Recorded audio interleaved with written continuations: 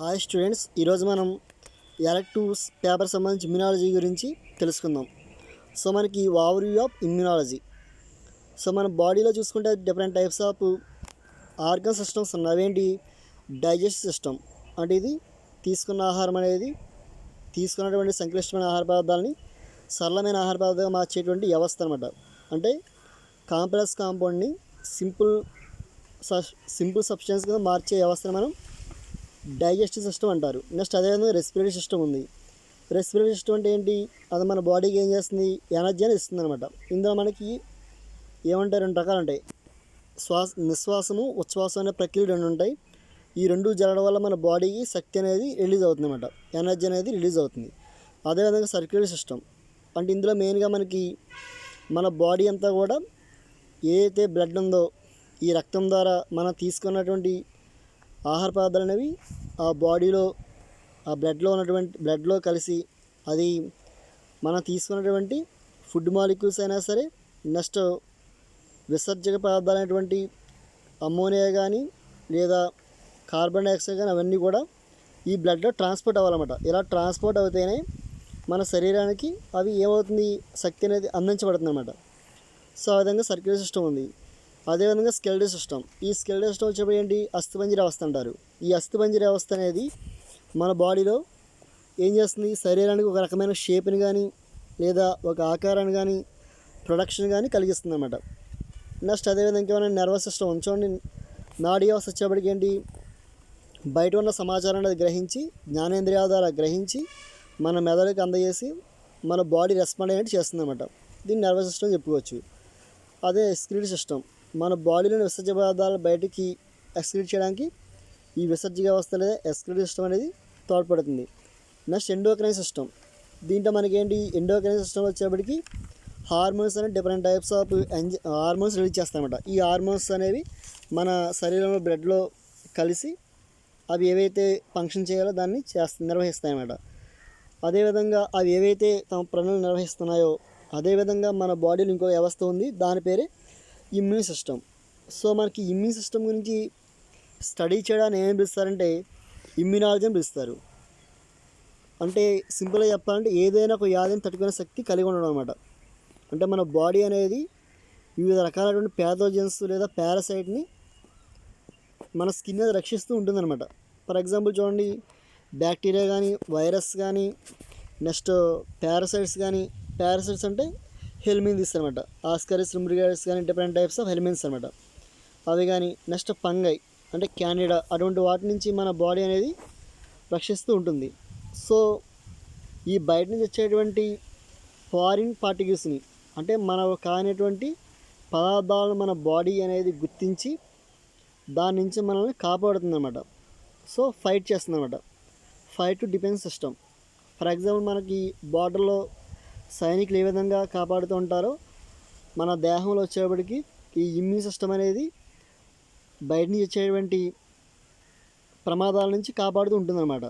మనకి జనరల్గా ఈ వైరస్ కానీ బ్యాక్టీరియా కానీ ఏవైనా సరే మన శరీరంలో ప్రవేశించినప్పుడు అవి ఏం చేస్తాయి? Different types of molecule release చేస్తాయి అనమాట. ఆ మాలిక్యూల్స్ ఏమని పిలుస్తారంటే యాంటీజెన్స్ అని పిలుస్తారు. యాంటీజెన్స్ అంటే ప్రతిరక్షకాలు అంటారు. ఓకే, ఈ యాంటీజెన్స్కి అనుగుణంగా ఏమవుతుందంటే మన బాడీలో ఉన్నటువంటి యాంటీబాడీస్ అనేవి అంటే ప్రతిదేహాలను ఉత్పత్తి చెంది దానివల్ల ఏమవుతుంది? ఇమ్యూనిటీ అనేది డెవలప్ చెందుతుందన్నమాట. ఓకే, సో మనకి ఈ ఇమ్యునాలజీ గురించి స్టడీ చేసినటువంటి వ్యక్తుల్లో మనకి ఎడ్వర్డ్ జన్నర్ ఒకరన్నమాట. ఇతన్ని ఫాదర్ ఆఫ్ ఇమ్యునాలజీగా చెప్పుకోవచ్చు. ఎవరిని? ఎడ్వర్డ్ జన్నర్. ఇతను మసూచి వ్యాధికి వ్యాక్సిన్ కనుగొనడం జరిగిందనమాట. సో ఫస్ట్ టైం మనకి మసూచి వ్యాక్సిన్ కనుగొనడం వల్ల అతన్ని ఫాదర్ ఆఫ్ ఇమ్యునాలజీ అని చెప్పుకోవచ్చు. సో మనకి ఇమ్యూనిటీ అనేది ఉంటుందన్నమాట. ఇమ్యునాలజీలో వచ్చేప్పటికి ఇమ్యూనిటీ అంటే మన బాడీ అనేది డిఫెన్స్ చేయడాన్ని లేదా ఎబిలిటీ ఫైట్ని మనం ఇమ్యునాలజీ లేదా ఇమ్యూనిటీ అని పిలుస్తాం. సో మనకి ఇది సాధారణంగా 2 టైప్స్. అందులో మనకి innate immunity and acquired immunity. So మనకి ఫస్ట్ చూసుకుంటే ఇన్నెట్ ఇమ్యూనిటీ. ఈ ఇన్నెట్ ఇమ్యూనిటీ వచ్చేప్పటికి ఇది ఎలా ఉంటుందంటే non specific type of defence అనమాట. అంటే దీనికి సంబంధించి ప్రత్యేకమైనటువంటి గుర్తింపు లక్షణం ఉండదు దేంట్లో? Innate ఇమ్యూనిటీలో.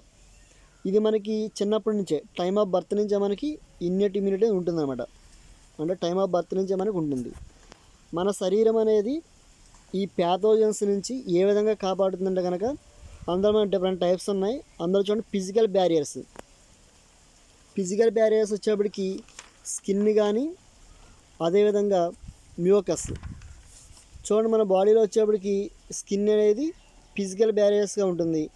Next epithelium lining of the respiratory, next gastro intestinal ట్రాక్ట్లో కానీ, యూరోజెనిసల్ ట్రాక్ట్స్లో కానీ మ్యూకస్ అనేది ఉంటుందన్నమాట.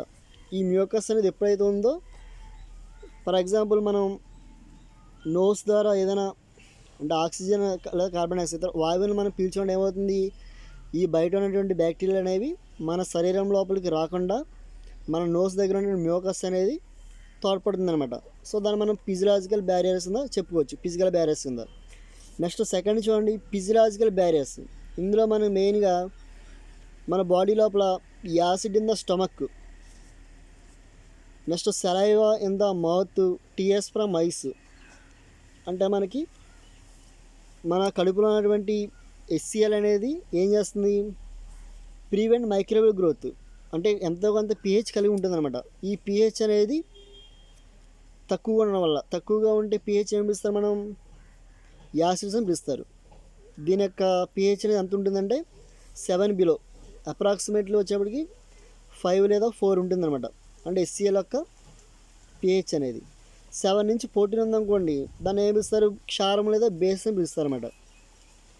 సో ఈ యాసిడ్ ఏం చేస్తుందంటే ప్రివెంట్ మైక్రోవేవ్ గ్రోత్. అదేవిధంగా మన మౌత్లో కూడా సలైవా అనేది ఉంటుంది. ఈ లాలాజల్లో కూడా ఎంతో కొంత pH అనేది ఉంటుంది. నెక్స్ట్ టీయర్స్ ఫ్రమ్ ఐస్, అంటే మన కన్నీటి నుంచి వచ్చేటువంటి ఏదైతే కన్నీరు ఉందో అందులో కూడా బ్యాక్టీరియాలు చంపేటువంటి లక్షణం ఉంటుందన్నమాట. అంటే అందులో కొన్ని రకాల ఎంజైమ్స్ అనేవి ఉంటాయి. సో వాటి నుంచి మనల్ని కాపాడుతుంది. దీన్ని ఏమిస్తారు, ఫిజియలాజికల్ బ్యారియర్స్ అని చెప్పుకోవచ్చు. నెక్స్ట్ చూడండి మూడోది సెల్యులార్ బ్యారియర్స్. మనకి కణం లోపల జరిగేటువంటి అడ్డంకులు అంటే ఏ విధంగా మనం రక్షించే మనకి ఏమున్నాయి, వైట్ బ్లడ్ సెల్స్ ఉన్నాయి, నెక్స్ట్ మోనోసైట్స్ ఉన్నాయి, న్యాచురల్ కిల్లర్ సెల్స్ ఉన్నాయి, నెక్స్ట్ ఇంకేమున్నాయి మ్యాక్రోపేయస్ టిష్యూస్. అంటే మ్యాక్రోపేయస్ అనేవి ఎక్కడ ఉంటాయంటే టిష్యూ లోపల అంటే కణజాలం లోపల ఉంటాయన్నమాట. సో ఇవన్నీ కూడా మనకి సెల్యులార్ బ్యారియర్స్గా మనం చెప్పుకోవచ్చు. నెక్స్ట్ చూడండి ఫోర్త్ సైటోకైనిన్ బ్యారియర్స్. సైటోకైనిన్ ఏం చేస్తాయంటే వైరస్ ఇన్ఫెక్టెడ్ సెల్ సెక్రీడ్ ప్రోటీన్స్ని మనం ఇంటర్ఫెరాన్స్ పిలుస్తారు. అంటే virus infected cell secreted proteins called interferons. ఈ ఇంటర్ఫెరాన్స్ అనేవి ఏం చేస్తాయంటే మన బాడీకి వ్యాధి కలగకుండా రక్షిస్తూ ఉంటాయన్నమాట. ఇది సైటోకైనిన్ బ్యారియర్స్ అంటారు. Next second type of immunity వచ్చేప్పటికి అక్వైర్డ్ ఇమ్యూనిటీ లేదా ఆర్జిత ఇమ్యూనిటీ అని పిలుస్తారు. This immunity is the primary function of the lymphocytes which is carried out by other cells also. ఇందులో మనం మెయిన్గా లింపోసైట్స్ అనేవి పాల్గొంటాయి. It has separate mechanism for each and every enemy. అంటే ఇది చాలా స్పెసిఫిక్గా ఉంటుందన్నమాట. ఒక బ్యాక్టీరియాకి ఇంకా బ్యాక్టీరియా మధ్య డిఫరెన్స్ అనేది ఉంటుంది. అంటే చాలా స్పెసిఫిక్గా నిర్దిష్టంగా ఉంటుంది. సో ఇందులో మనకి రెండు రకాలైనటువంటి టైప్స్ అన్నవి active immunity and passive immunity. So మనకి ఇందులో యాక్టివ్ ఇమ్యూనిటీ చూడండి. యాక్టివ్ ఇమ్యూనిటీ వచ్చేప్పటికి ఒకసారి డయాగ్రామ్ చూడండి. ఇందులో 2 టైప్స్ ఉంటాయి, cell mediated immunity and humoral immunity. ఈ సెల్ మీడియేటెడ్ ఇమ్యూనిటీలో మనకి టీ లింపోసైట్స్ అనేవి పాల్గొంటాయి అనమాట. చూడండి మనకి ఇక్కడ ఏముంది, the immunity is due to lymphocytes which got matured in thymus. ఈ టీ లింపోసైట్స్ అనేవి మనకి ఎక్కడ మెచ్యూర్ అవుతాయి అంటే థైమస్ నుంచి ఉత్పన్నం అవుతాయి. అంటే ఫర్ ఎగ్జాంపుల్ ఏదైనా ప్యాథోజన్ మన శరీరంలో ప్రవేశించినప్పుడు ఈ థైమస్ నుంచి టీ లింపోసైట్స్ అనేవి మెచ్యూర్ అయ్యి మన శరీరంలోకి రిలీజ్ చేస్తాయి. ఆ టీ లింపోసైట్స్ దానికి పని ఏంటి, ఏదైతే వచ్చిందో ఆ యాంటీజన్ని గుర్తిస్తుంది అనమాట. ఈ antigen nothing but foreign molecule అని పిలుస్తారు, లేదా బ్యాక్టీరియా కానీ వైరస్ కానీ ఫంగే కానీ దీని నుంచి వచ్చినటువంటి అదర్ మాలిక్యూల్ని మనం యాంటీజన్ పిలుస్తారు అనమాట. ఈ టీ లింపోసైట్స్ అనేవి produce antibody on the surface and exposed to antigen. దానికి సంబంధించి ఏం చేస్తాయంటే చూడండి సెకండ్ స్టెప్లో ఏమవుతుంది, దాన్ని గుర్తించిన తర్వాత దీనికి అనుగుణంగా ఏం చేస్తాయంటే యాంటీబాడీస్ రిలీజ్ చేస్తాయి. After producing various types of antibodies T cell itself goes to antigen and degrade it. No antibody is reduced.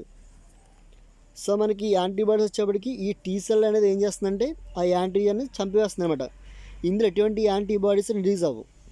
Okay, ఈ టీ సెల్ మాత్రమే ఆ యాంటీజన్ గుర్తించి దాన్ని డిగ్రేడ్ చేస్తుంది, అంటే దాన్ని తగ్గిస్తుంది. ఆ తగ్గించడం ఏమవుతుంది, మనకి వ్యాధి కారకదని తగ్గుతుంది అనమాట. అంటే మనకి ఈ సెల్ మీడియేటెడ్ ఇమ్యూనిటీ వచ్చేప్పటికి చూడండి, ఇందులో సెల్ మీడియేటెడ్ ఇమ్యూనిటీ వచ్చేప్పటికి డైరెక్ట్గా ఓన్లీ టీ సెల్స్ మాత్రమే పాల్గొంటున్నాయి. ఈ టీ సెల్స్ అనేవి థైమస్ నుంచి రిలీజ్ అవుతున్నాయి. ఇందులో ఎటువంటి యాంటీబాడీస్ అనేవి ఉత్పత్తి కావు. ఇందులో సెకండ్ చూడండి, humoral immunity. It is due to చూడండి, ఇట్ ఈస్ డ్యూ టు ఒకసారి it is due to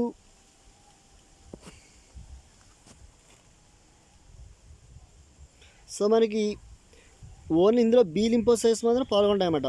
humoral immunity అనేది it is due to B lymphocytes which got matured in bone marrow. అంటే బోన్ మ్యారో నుంచి మనకి be lymphocytes అనేవి release అవుతాయి. చూడండి, ఈ బీ లింఫోసైట్ ఏం చేస్తాయంటే ఆ యాంటీజన్ గుర్తించి it produce specific antibody on their surface when exposed to antigen. అంటే మనకి బీ లింఫోసైట్లు పాల్గొన్నాయంటే అది specific type of immune response అనమాట. సో మనకి యాంటీబాడీస్ అనేవి ఎన్ని రకాలుగా ఉంటాయి, ఐజీఎం అని, ఐజీజీ అని, లేదా ఐజీఈ, ఐజీడి, ఐజీఈ అంటారు. అంటే దీన్ని ఇమ్యూనోగ్లోబులిన్ లేదా ప్రతిదేహాన్ని పిలుస్తాం. డిఫరెంట్ టైప్స్ ఉంటాయన్నమాట. దీని specific type of antibody release అవుతుంది. దాని తర్వాత ఏం చేస్తుంది, ఒకసారి ఎప్పుడైతే ఈ యాంటీబాడీ రిలీజ్ అయినాయో అప్పుడు ఏం చేస్తుందంటే సెకండ్ టైం అదే యాంటీజన్ వచ్చిందనుకోండి, అప్పుడు ఏం చేస్తుందంటే ఇవి గుర్తుంచుకుంటాయన్నమాట. సేవ్డ్ యాస్ మెమరీ సెల్ అంటారు further response against same antigen. అంటే మళ్ళీ అదే యాంటీజన్ కనుక ఇన్ఫెక్ట్ అయితే కనుక అప్పుడు బీ సెల్స్ అనేవి ఇందులో మెమరీ సెల్ కింద ఉంటాయన్నమాట. Saved as memory cell for further response against same antigen. Same antigen వచ్చినప్పుడు వెంటనే స్పీడ్గా రియాక్ట్ అని చూపిస్తుంది. నెక్స్ట్ చూడండి, released antibodies goes to antigen and digest it. అప్పుడు ఏం చేస్తాయి, యాంటీబాడీస్ అనేవి ఈ యాంటీజన్స్ని నిర్వీర్యం చేస్తాయి. అంటే డైజెస్ట్ ఇట్ అని చెప్తారు. అంటే మనకి ఇందులో మనం చూసుకుంటే కనుక మన శరీరంలోకి ప్రవేశించిన తర్వాత ఏమవుతుంది, యాంటీజన్ అంటే శరీరంలోకి ప్రవేశించినటువంటి ఫారిన్ మాలిక్యూల్స్ యాంటీజన్స్ అని పిలుస్తారు. మన బాడీ ఏం చేస్తుందంటే యాంటీజన్స్కి అనుగుణంగా యాంటీబాడీస్ అంటే ప్రతిదేహాలని ఉత్పత్తి చేస్తుంది. సో దాని నుంచి ఈ యాంటీజన్కి యాంటీబాడీకి మధ్య బాండింగ్ అనేది ఏర్పడి కాపాడుతూ ఉంటుందన్నమాట. సో రెండో చూడండి, ప్యాసివ్ ఇమ్యూనిటీ. సెకండ్ టైప్ చూసుకుంటే కనుక ప్యాసివ్ ఇమ్యూనిటీ అంటారు. సో మనకి ఇందులో చూసుకుంటే కనుక it occurs due to the transfer of introduction of antibodies from out side. అంటే మనకి ఏం చేస్తారంటే ఇందులో వచ్చేప్పటికి ఈ ప్యాసివ్ ఇమ్యూనిటీలో యాంటీబాడీస్ అనేవి మన బాడీలోకి కృత్రిమంగా పంపిస్తారన్నమాట. ఫర్ ఎగ్జాంపుల్ ఇంజెక్షన్ చేయడం ద్వారా, అంటే injection of serum against specific antibodies anti tetanus serum, అంటే టెటానస్ సంబంధించి యాంటీ టెటానస్ సెరం అనేది పంపుతారు ఈ ప్యాసివ్ ఇమ్యూనిటీలో. During this readymade antibodies are directly given to protect the body against foreign agents. అంటే మనకి ఈ రెడీమేడ్గా దొరికే యాంటీబాడీస్ని జీవి శరీరంలోకి ముందుగానే పంపిస్తారు. For example the yellowish fluid colostrum secreted by mother during the initial days of lactation has abundant antibodies to protect the infant. అంటే అప్పుడే పుట్టిన చిన్నపిల్లలకి తల్లిపాలు ఇమ్మంటారు. సో తల్లిపాలలో ఏముంటుందంటే ఇనీషియల్ డేస్ వచ్చేప్పటికి ఏది కొలెస్ట్రామ్ అనేది ఉంటుందన్నమాట. ఈ కొలెస్ట్రామ్లో వచ్చేప్పటికి ఇమ్యూనోగ్లోబులిన్ ఉంటాయి. అవేంటి ఐజీఏ సంబంధించి ఇమ్యూనోగ్లోబులిన్స్ ఉంటాయన్నమాట. అందువల్ల చిన్నప్పుడు పుట్టిన పిల్లలకి తల్లిపాలు పట్టమని చెప్తారన్నమాట. సో ఇమ్యూనిటీ అనేది డెవలప్ అవుతుంది. నెక్స్ట్ అదేవిధంగా the parents also receive some antibodies from there mother through the placenta during pregnancy. అంటే తల్లి ప్రెగ్నెన్సీలో ఉన్నప్పుడు కూడా ఈ పిండం అనేది ఈ తల్లి నుంచి యాంటీబాడీస్ అనేది తీసుకుంటుంది, రిసీవ్ చేసుకుంటుంది. This is also an example of passive immunity. దీన్ని కూడా మనం ప్యాసివ్ ఇమ్యూనిటీ అని చెప్పుకోవచ్చు. ఓకే, సో మనకి దేర్ ఆర్ 2 టైప్స్ చూడండి. దీన్ని రెటిక్యులో ఎండోథీలియల్ సిస్టమ్ పిలుస్తారు. ఇందులో మనకి 1 లింఫాయిడ్ సిస్టమ్ అంటారు. ఈ లింఫాయిడ్ సిస్టమ్ వచ్చేప్పటికి it consist of various cells and organs. ఇందులో మనకి డిఫరెంట్ టైప్స్ ఆఫ్ సెల్స్ ఉంటాయి and different types of organs ఉంటాయి. ఈ లింఫాయిడ్ సెల్స్ వచ్చేప్పటికి లింపోసైడ్స్, ప్లాస్మా సెల్స్ అని ఉంటాయన్నమాట. ఏముంటాయి? Lymphocytes and plasma cells. అదేవిధంగా లింఫాయిడ్ ఆర్గాన్స్ వచ్చేప్పటికి మెయిన్గా చూస్తుండగా ప్రైమరీ లింఫాయిడ్ ఆర్గాన్స్ ఉంటాయి. Primary lymphoid organs and secondary lymphoid organs.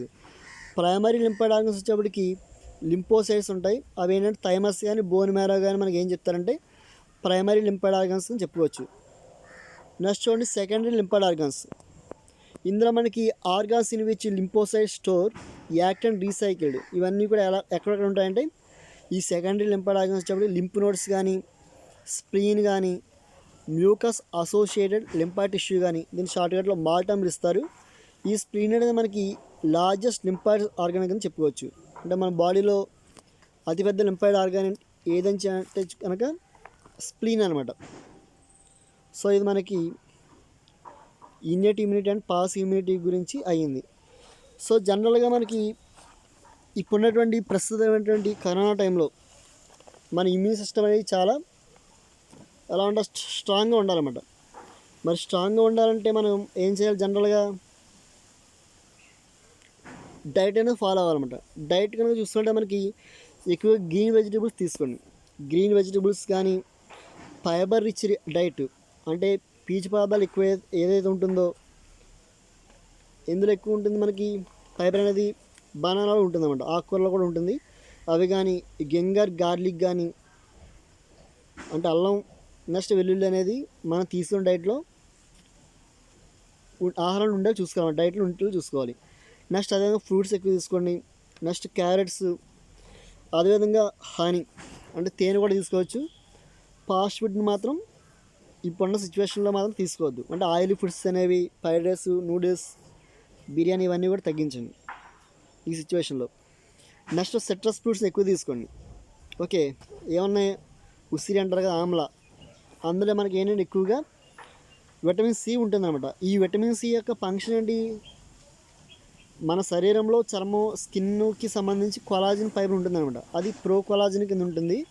ఎప్పుడైతే మనం విటమిన్ సి తీసుకున్నామో ఈ విటమిన్ సి అనేది ప్రో కొలాజిన్ని కొలాజిన్ కింద మార్చి మన స్కిన్ అనేది ఈ వైరస్ లేదా బ్యాక్టీరియా నుంచి తట్టుకునే విధంగా కాపాడుతూ ఉంటుంది అనమాట. అందువల్ల విటమిన్ సిని తీసుకోమంటారు. ఈ విటమిన్ సి లోపిస్తే ఏమొస్తుంది? మనకి స్కర్వీ అనే వ్యాధి వస్తుంది అనమాట. సో విటమిన్ సి అనేది ఇంపార్టెంట్. నెక్స్ట్ లైఫ్ స్టైల్లో మీరు వాకింగ్ కానీ నెక్స్ట్ నిద్ర అనేది కూడా కొంచెం ఎక్కువ తీసుకోండి. మినిమం 8 hours అనమాట గుడ్ స్లీప్. నెక్స్ట్ కుదిరితే యోగా, మెడిటేషన్ కూడా చేయండి. సో ఇంటి దగ్గర ఉండండి. Stay home, stay safe. Okay, thank you.